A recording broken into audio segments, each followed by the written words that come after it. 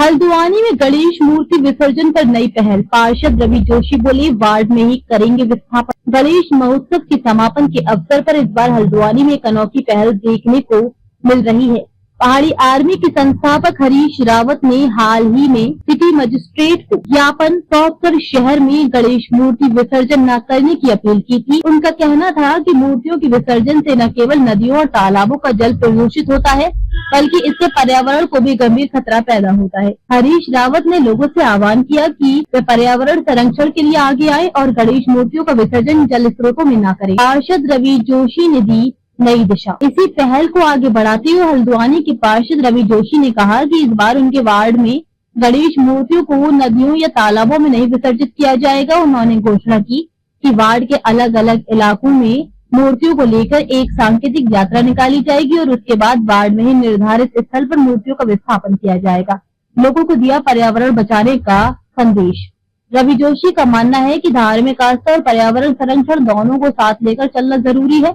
मूर्ति विसर्जन की पारंपरिक प्रक्रिया से जहां नदी नालों का जल प्रदूषित होता है, वहीं आसपास की सफाई व्यवस्था भी प्रभावित होती है। ऐसे में स्थानीय स्तर पर विस्थापन करना ही सबसे बेहतर विकल्प है। स्थानीय लोगों ने जताई सराहना। इस फैसले का स्वागत स्थानीय लोगों ने भी किया है। उनका कहना है कि ये कदम धार्मिक भावना को आहत किए बिना पर्यावरण को सुरक्षित करने की दिशा में बड़ा संदेश देगा। लोगों ने इसे हल्द्वानी शहर के लिए एक पॉजिटिव और ट्रेंडिंग पहल बताया।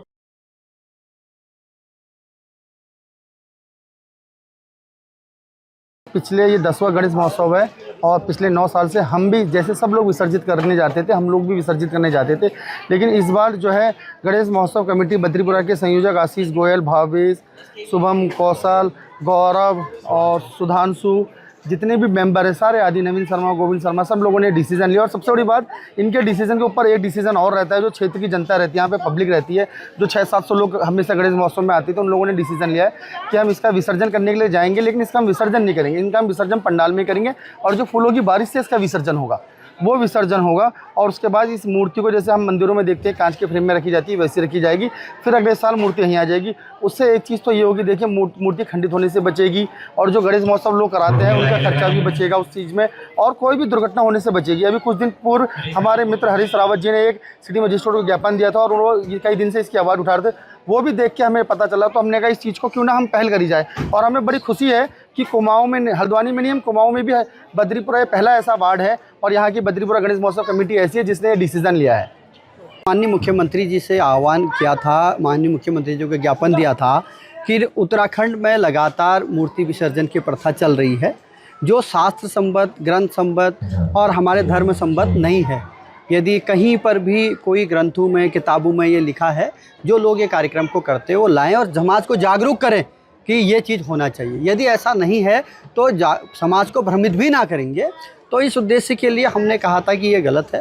तो तमाम लोगों का सहयोग मिला, प्रदेश के कई लोगों के कॉल फ़ोन भी आए और कल हमें पता चला कि यहाँ पर जो हमारे आशीष गोयल जी है, यहाँ पर पार्षद रवि जोशी जी है, यहाँ पर गोस्वामी जी है, इन्होंने एक प्रण लिया है कि पिछले 10 सालों से यहाँ पर ये कार्यक्रम करते आए गणेश महोत्सव, जो हमारा भी मानना था कि भगवानों का जन्म दिवस हम मना रहे हैं, जो भव्य उत्साह को होना चाहिए। गांव-गांव, घर-घर, शहर-शहर का एक-एक बच्चा उस उत्साह में शामिल होना चाहिए। पर उसके बाद 10 दिन 8 दिन हम गणपति महाराज को अपने घर में रिद्धि सिद्धि प्राप्ति के लिए पूजा करते हैं, उसके बाद उसको नदी नालों में बहाना, ये हमें लगता नहीं बहुत सही है, बहुत ही गलत है, बहुत गलत प्रथा है। इस प्रथा को रोकने के लिए हमारे सज्जनों ने एक बीड़ा उठाया है कि इस वार्ड में गणपति विसर्जन जो करते आए थे पिछले साल से वो नहीं करेंगे। बाकायदा यहीं पर जो है फूलों से उनका विसर्जन करके उस मूर्ति को स्थापित कर देंगे। अगले साल उसी मूर्ति के साथ फिर से पूजा अर्चना करेंगे। ये मैसेज हमारे गोयल साहब का पूरे प्रदेश को नहीं, पूरे नॉर्थ इंडिया को जाएगा और पूरे उत्तर भारत के लोग इस बात के लिए जागरूक होंगे।